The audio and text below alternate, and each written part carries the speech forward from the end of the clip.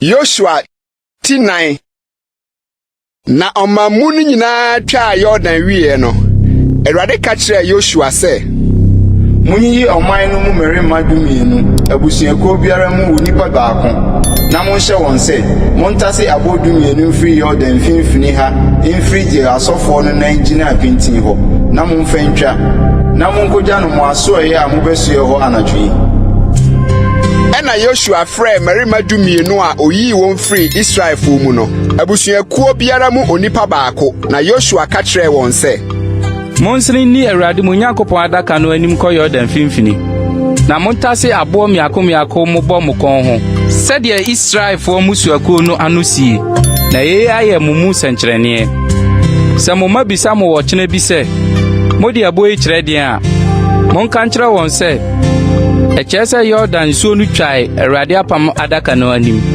etwa Yordan no Yordan suo no twae na abo yi nya nkaye ma Israel fo nkosi daa na Israel fo no yosa sɛdeɛ Joshua hyɛe no na wɔtase abo dumienu Yordan mu sɛdeɛ Awurade ka kyerɛ Joshua no sɛ Israel fo musuakuo no anusie na wɔde twaba wɔ n'asoɛyɛ na wogya no hɔ na Joshua mema abo dumienu nso so sisi Yordan mu deɛ asɔfo a wɔso apamadaka no nan sisiye hɔ na ɛwɔ hɔ de besi nɛ na asɔfo a wɔso adaka no gyina Yordan mu ara de kosi sɛ wowie asɛm a Awurade hyɛ Joshua sɛ ɔnka nkyerɛ ɔman no nyinaa sɛ Mose hyɛ Joshua no nyinaa na ɔman no yɛ ntem twae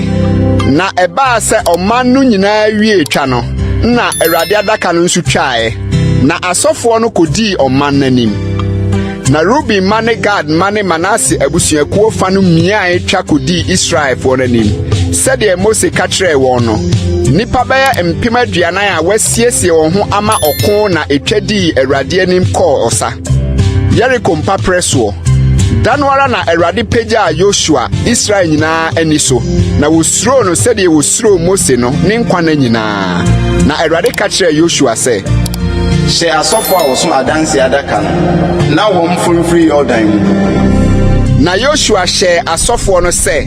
momfurumfiri Yordan mu na asɔfo a wɔso Awurade apamadaka no furufiri Yordan mu na asɔfo no anamon besi asase pɛsɛ so ara pɛ na Yordan mu nsuo no sane ba nafa na ɛbɛkata ne nsu no nyinaa sɛdeɛ na ɛteɛ kane no na ɔman no furufiri Yordan mu bosomi a edikan no da ɛtɔ du na wɔkyerɛ nsraban Gilgal Jericho apueɛ hye so na abo dumienu a wɔtase firi Yordan mu no Joshua de sisi Gilgal na ɔka kyerɛ Israel fo no sɛ sɛ ɔkyena bi mo mabisa wɔn agyanom sɛ abo yi kyerɛ deɛ a moma hunu sɛ asase pɛsɛ so na Israel fa di twa Yordan yi sɛ Awurade mo Nyankopɔn we Yordan suo no mu anim kosi sɛ mu twae sɛdeɛ Awurade mo Nyankopɔn yɛ po kɔkɔɔ no a wɔwe no yɛn anim kosi sɛ yɛtwae no na asase so ama nyinaa hunu Awurade nsa sɛ ɛyɛ den na mo asuro Awurade mo Nyankopɔn